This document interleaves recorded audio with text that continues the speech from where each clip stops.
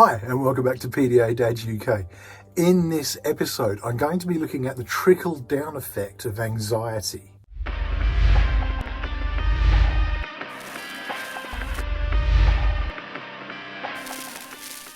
So, as I say, welcome back to PDA Dads UK, and as usual, before we go on, please do go hit like, hit subscribe and ring the bell. You'll always know when there's new content coming up. It makes a huge difference to me as to who gets to see this down the track and who this goes out to. So please go ahead and do that. I'll let you do that now. As I say, welcome back. I want to talk in this episode about the trickle-down effect of anxiety. And this is something that has been cropping up for us in our house this last few weeks, really over the last couple of years. And it started with lockdown. So what I mean by the trickle-down effect of anxiety is the idea that basically the anxiety that I feel, that we feel as a family, that the world is feeling at the moment, trickles down and contributes to the anxiety that my daughter feels. So we've looked at many times in the past over the time I've been doing this channel, at how anxiety and autism are just so intrinsically linked. Basically, autism is a way of coping with an anxiety that's there. Certainly PDA is definitely that. The reason you get the controlling behaviours is all down to the contained anxiety and how they're processing it so that it can be lived out, if that makes sense. The trickle-down effect is something that basically it's an intangible thing. But when I'm anxious, my daughter senses it, whether or not however I try to hide it. That anxiety trickles down. She senses it and she responds to it, and it contributes to her own anxiety, probably in a more dramatic way for her, because she doesn't really understand why the anxiety is there. The reason this has come up recently is because of obviously everything that's happening in the news. And it got me thinking about everything we've faced as a nation, as a world, over the last few years, with everything that's taken place, beginning with the pandemic and this mystery virus that started spreading, and then news of it spreading to further countries, and then it hitting our shores here in the UK or wherever you're watching this from. And then you've had lockdowns, you've had what's going to happen, food shortages, everyone struggling to get hold of toilet paper because other people were stockpiling it. I can't imagine what they're doing now. It's probably still got reams of the stuff left. I don't get it.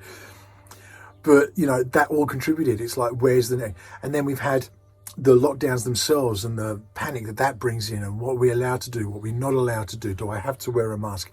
What if I catch it? And as carers, that really amplifies. If I'm not around to do my job as a carer, who's going to take over for me? Who's going to look after my family in the way that I'm trained to know how to do? All these things come into play, and it's very difficult to process at times. When we hit the first lockdown, I learnt a number of lessons, and they're things that I put into play now.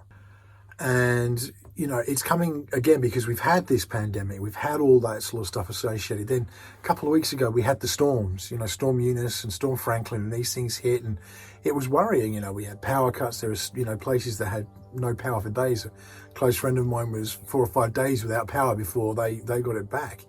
We lost the roof to an old shed, and thankfully that was the extent of our damage. We were very fortunate. But I know so many people who've really had difficulty with the damage that's been done and the stress that brings. Then you add into the play of it what's happening between Russia and the Ukraine and the knock-on effects that could have. We worry about what's happening, who's in charge, who's making these decisions, what are they capable of? And it starts to get really stressful. When we hit the first lockdown, the first thing that I learned, and it's something that I stick to quite rigidly now, is we've banned the news on TV in our home. Now the reason for that isn't because I'd want to ignore it. I keep the news app and the BBC app on my phone, so whenever if there's important stuff happening, I can check it. So the first thing I did in the lockdown, once we'd hit it, once we'd established it, and I was starting to pick up on the levels of anxiety that were in our house, my daughter was really struggling and I couldn't pinpoint why. And I understood there's so much going on at the moment, there's so much taking place, what's really happening and how can we, tackle this? But I realised that by keeping the news on, by keeping updated, it was creating more anxiety. It was creating anxiety in me as to what's going to happen next. That was trickling down to my daughter and the rest of the family. We all felt it. More than that, it was creating an anxiety for my daughter, who was seeing this stuff on TV, and whilst it wasn't age inappropriate or anything like that, I realised it was just simply too much to be able to process. And you add that to her neurodivergent mind and the anxieties that were already there, it created a lot more issues for her. So it was a fairly easy decision to say, you know what, I'm turning the news off. I still have apps on my phone. I can catch up on the news as I need to and stay abreast of what's taking place without it being something that just adds to the overall anxiety and tension that is created. There's a lot going on in the world right now, and I feel the anxiety in myself. I worry about what's going to happen. And you worry as a parent, you worry as a carer, you worry as a human being, for your friends, for your family. What does all this mean? And there's so much uncertainty. And we're in an era where the news is at our fingertips. We know what's happening worldwide within minutes of it occurring. That's unparalleled in history. We never had that sort of social media, internet side of things where we could just tap into what's going on so quickly. And we've got this misinformation that's out there, and you hear the brandings of fake news and all that kind of stuff that gets put out. And how do we know what we're reading is actually accurate? How is it verified? Are we just partaking in something that is contributing to an ongoing misinformation campaign? And it all piles up, and the irony is, from knowing so much, we realise we don't know that much, and we don't know where we stand and what this is going to do and what's taking place. How do we tackle that? Taking the news away from the TV meant that I could stay in touch with things and know what was going on as much as I needed without it constantly being there in the background. And it's like that with the whole Ukraine situation at the moment. And obviously my heart goes out to the people that are involved in the stuff that's going on there, and it is tragic. Ultimately, I've got my family to think of first, and I can stay, as I say, I can stay in touch with it. I don't have to shut off from the world. What I can do is just keep that tension out of my house by taking the news away from the TV and it not being something that's just invading our home constantly. The other part was really learning how to deal with the anxiety in myself so that it wasn't impacting my family. Now, I don't know about you. When I'm anxious, when I'm experiencing anxiety, it reflects in my behaviours. I'm perhaps more grumpy. I'm part of the grumpy git, so it would fit.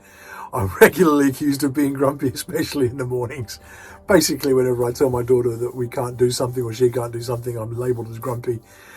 Maybe I am just grumpy. I don't know. I hope not. But yeah, if I am, I am. But the point is, when I'm tense, when I'm anxious, that grumpiness level certainly elevates. And I'm more reactive to things. So, when something that I would normally go, let's put it away, whatever. It's like, put it away. I get more stern, I think. It comes out in my approach. And the little things start to annoy you more. Things that you would normally let just slide, and they tend to play on my mind more, and I react more suddenly, if you like. So my reactions are just more present and immediate than they were previously. I struggle with that. And I realise that I have to be able to manage that better in myself. And it's something I work very hard now to do. And I fail constantly. You will fail constantly, most likely. If you're anything like me, there are things that, I just can't help it. I catch myself afterwards often and think, I've just done it again, I'm human. We're all human. And we can't be anything else. The point is, I'm trying to make myself better in that way because it helps everybody else in my family. So by catching those, and even sometimes it's just good, I'll say, I'm sorry, I overreacted then, and just let it sit at that. Just acknowledging that I know I did wrong. And it takes that anxiety away from my daughter for it. She is less prone to overreact herself and get more stressed and upset herself. And that, of course, helps everybody because she's calm and she's in a better state of mind, and therefore we're all in that better place because it trickles the other way as well. Her tensions and anxieties reflect back on us. And when she's challenging and having her more difficult moments, it affects the whole family. It affects my son dramatically because obviously he's very young and he doesn't really understand what's going on. I try and tell him and we explain things. But, he's 6. He's not going to be able to process it in the way that my adult brain can in that way. Taking those tensions, taking those frustrations away as much as possible makes such a big difference with how we can proceed as a family and how the environment is in our home. And it's replacing those tensions with other things. We've taken to a lot of crafty stuff at the moment. And by crafty, I don't mean deceitful. I mean actual crafts. We got bought, my wife got given by a friend for our kids a rock painting set. And it's been really nice to see the kids get engaged with that and just do something simple. It's just a task that takes away from everything else. It's something that they can do to really enjoy the time around them. By the same reflection, we're doing a lot of cooking. I mean, my daughter made a cake. First time she made a cake by herself yesterday with us watching quite closely from behind. But it was just so important that she had that moment to do that kind of stuff, and showing more trust in her has been a big thing we're trying to do lately. She's getting to that age, and it's difficult when you're combining that sort of, where do you draw the lines with her neurodivergence and the things that she's able to do risk-free. So, it's those kind of things, and playing a lot of things by ear and trying to be, showing her that we can put more trust in her, but also being cautious that we've got to keep her safe and keep everybody else safe as well. It's a fine line to balance. But doing the cake and doing a bit of cooking, we did a cooking class over the last few weeks in my town. They've done this little trial kids cooking class thing, and we got to be part of the trial, and it was great. We made curries and pasta and some other bits, and it was all focused on healthy eating, and it was great because she was able to partake in that, and she's taken some of those skills, and we made one of the curries again over the weekend, and she got to do that. And again, it takes away from this overlaying tension that's everywhere by occupying her mind with other things that are positive and fruitful and rewarding. It really helps her to manage that internal anxiety that's taking place. We're in a very, very challenging time in the world at the moment. I think particularly in the UK, all over the world, but for here with the storms that have hit, there's floods I've read today in Wales. There's so much going on. There's tensions overseas. We know, the spectre of war looms close at the moment and all that kind of stuff. And it does create so much stress in me. I worry because I worry about my kids. What's their world going to be like? What's the next 70 odd years going to hold for them? Are they going to be safe? Are they going to be? And these tensions play in, the worries that play in my head, the things that you lay awake at night worrying about. And it's all rooted in love and care. But they can display themselves in a negative way. And I certainly find that with me, that I need to focus on making my anxieties reflect in a positive way. Taking the moment to show the love that I have for my family rather than being snappy and because I'm worried, flipping on its head, if you like. And it's a difficult thing to do. And like I've said before, I fail constantly, but I'm trying to learn from every mistake I make and move on with it. And I think that's what we all do, isn't it? We all want to be better people. And it comes back to that root saying that I have, that I it's almost my sort of raison d'etre, my mantra at the moment. And it is that, how do I make tomorrow better than today for my family specifically? And that's one of the little things I can do that actually turns into a big thing. Because the other thing with the trickle-down anxiety is it's cumulative. It's not just my anxieties that are going to trickle down. My wife's anxieties are going to trickle down. And my wife is neurodivergent also. My son's anxieties are going to trickle through. And it creates this sort of snowball effect, if you like, of things just building up and building up. And we don't really... The tension is there because we can't do anything about it. It's out of our control. And that makes it so much worse. What's happening in the Ukraine at the moment is something I can't do anything about. I am unable to be a part of that in any real meaningful way that's going to help anyone. More than that, whatever the knockdown effects of that are down the track, I am completely helpless in being able to do anything about. And that sucks for us as people who want to be in control and free and make our own decisions. These things take place and they take that right away from us. And so that in itself creates tension. And these anxieties just sit there and spread. And as I say, they're snowballing. They're almost cancerous in their thing. It's sort of one thing invades the next and it passes on and turns into this growth that needs to be cut away. And, if I can cut it away before it becomes something too big to manage with, that's the best time to do it. I had a cancer scare a couple of years ago with just had a patch on my head, and there was worry about it. Thankfully, touch wood, it was nothing. It was benign, and it was not cancerous, and it went away of its own accord. I'm very, very lucky with that. But it was a scary time. But that's that sort of thing where they present themselves. If that had been the case, it would have been, right, get it cut away before it can spread anywhere else in my body. And you get it and you take it and you deal with it.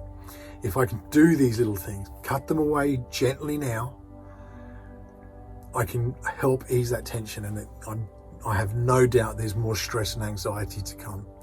You know, this isn't over and there's a lot more to come. So I guess what I'm saying is, what can you do to embrace today and make it a positive thing? What can you do to take away the anxieties that are there? They're not going to go away, but how can we reduce them? And like I say, it's those little practical things. We don't talk about stuff like that, especially around the kids now. We don't discuss things like war in the Ukraine. We don't discuss the pandemic. We don't discuss storms and everything else. When the storm was coming, we made a specific decision not to talk about it, other than there's going to be a big storm tonight, so it might be a bit loud. That was the preparation, and that was important, because my daughter would have been freaked out by the winds and the rain and all the noises it was creating. But because we were able to prepare her for it by just saying, there's a big storm coming, it's going to be okay, there might be some bits flying around, we've got to stay inside. And I included her in the preparation. We went and took the trampoline net down so it wasn't acting like a big sail, and we made sure everything in the garden was secure and not going to pick up and blow away. Preparing her for that and including her in it made her part of the process, which for PDA is just so important. But it was that, once that's done, it's discussed and over. And we had the power cuts the following day. We were very lucky. They were intermittent and they were only spread over that sort of couple of days afterwards, briefly. It was the decision not to make a big deal of it and just, it's just life. You know, that was a storm. Yeah, they're just fixing the electricity at the moment, and it will be back on in time. Being able to help sort of deal with that side of things, I think, made a real difference to how we were able to manage that anxiety that was taking place within the house. Likewise with, what's taking place in the Ukraine. As I say, we've stopped the news on TV. We don't watch it at all, and that's been a rule we've had for the last couple of years. News stays off. We just simply keep up to date with what we need to as we need to, but it was just creating too much extra tension. We're cautious with that, and I think everybody is, but it's sometimes good to remind ourselves of the basics, you know what I mean? It's sometimes good to refresh ourselves with exactly what's needed, and we need to make sure we're adhering to this. So that's certainly what's come into play with us over this last couple of weeks, as all these events, storms and wars and everything else have come into play. That's what I wanted to say. If you've got any tips, if you've got any advice that you can give us to add to this, please do put it in the comments. We'd love to hear about it, and it's something that we can help spread out from there. Please likewise do hit like, hit subscribe, and ring that bell, and you'll always know when new content's coming up. I've also got really great news in that I have launched a merchandise line. Now, this is all going to be going to the PDA Society, so all profits are going directly to them. So it's set up through Redbubble. The link will be up here and in the description as well. So please do go through and get some. And basically, it's set up through Redbubble, and it's going directly to the PDA Society. So every bit of profit that's made is going to support the PDA Society. So please do get behind it. Order some merchandise. There's some awesome stuff on there: t-shirts, hoodies, mugs, you name it. They've pretty much got everything on there, and it's a fantastic design that a friend of mine was able to put together for me. And the idea is to make neurodiversity, something to be proud of without shouting about it. So hopefully we've achieved that. Let me know. I will see you again on the next episode. In the meantime, please do stay safe.